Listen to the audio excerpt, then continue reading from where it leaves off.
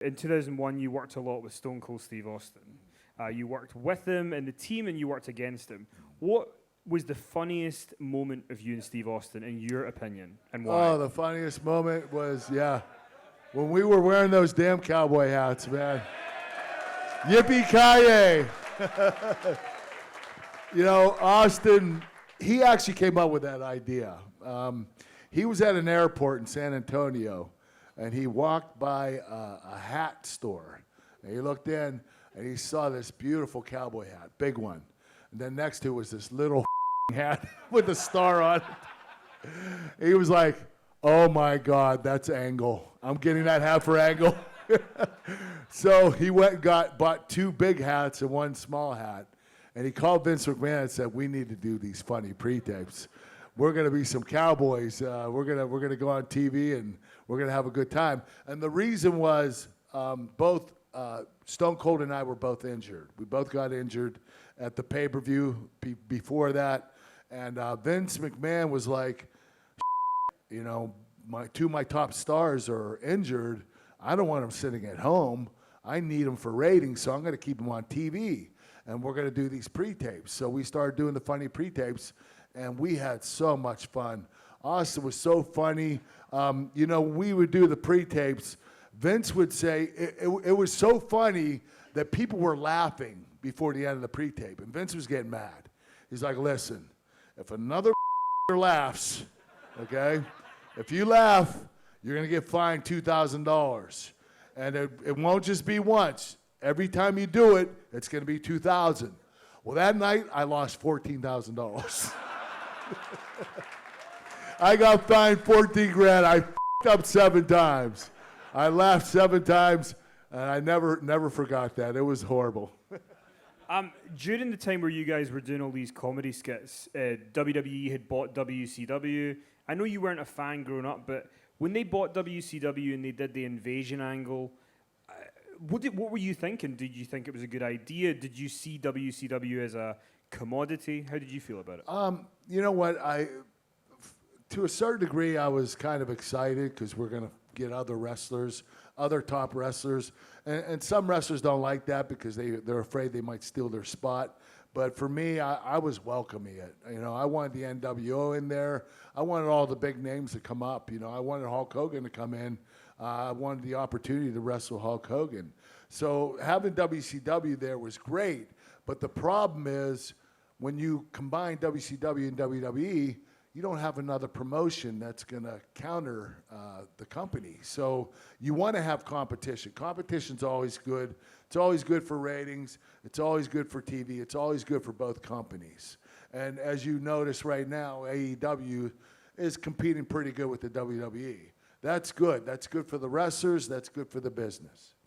And what was because you hear all these stories about the atmosphere backstage was pretty salty to WCW wrestlers when they came in. I mean, did people really see it as, this had been a war? Yeah, well, the problem was they had a reputation in WCW, and it's because some of the writers spoke up about it. If they didn't like something that the writers wanted them to do it, they'd just say, I'm not doing that. And then the writers would have to change the storyline or change whatever they were doing in the pre-tape, and it wouldn't make sense at the end of the night. So, there were a lot of WCW wrestlers that did that. And a lot of them were like, they were supposed to be booked for a show and they wouldn't show up. And they didn't get criticized for it. They didn't get fined for it.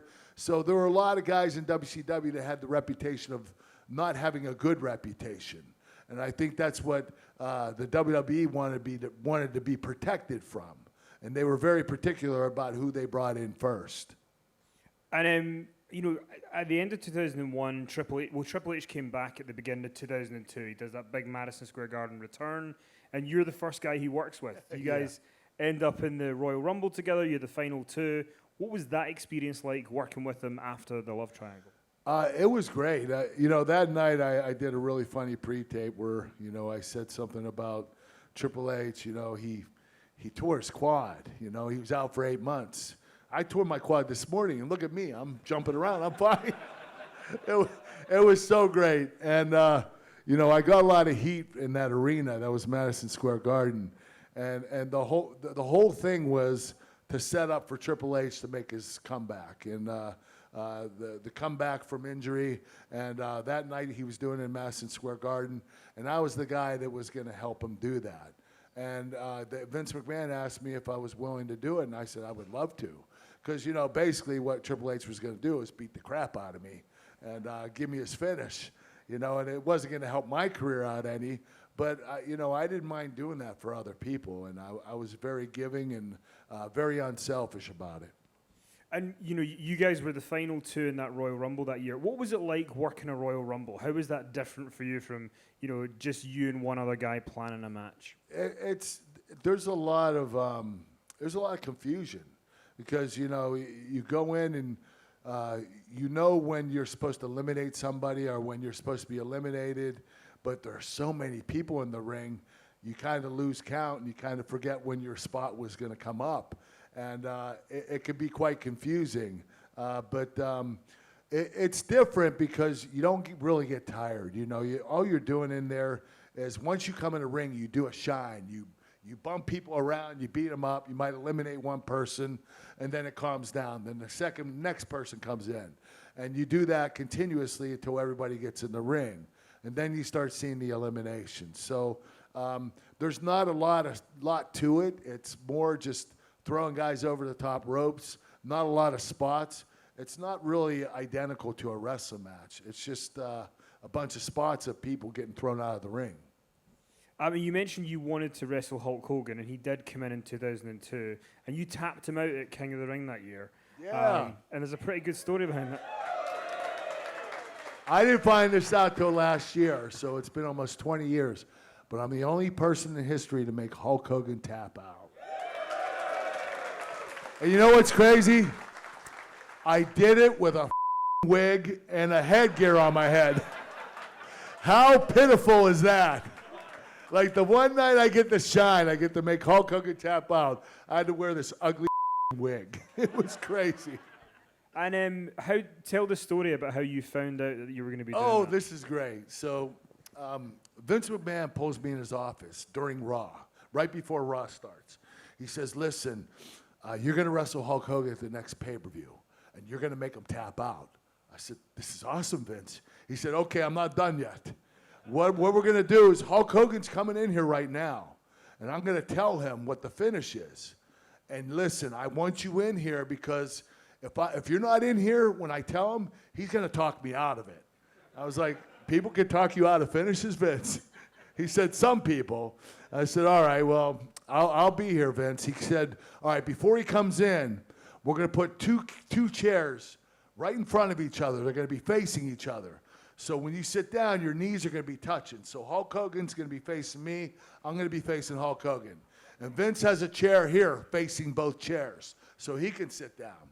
So Vince says, sit in this seat. I'm going to tell Hulk Hogan to sit in that seat. And when he comes in and sits down, I want you to get out of your chair and get in his face like this close. I'm like, why? Like, what do you want me to do, Vince?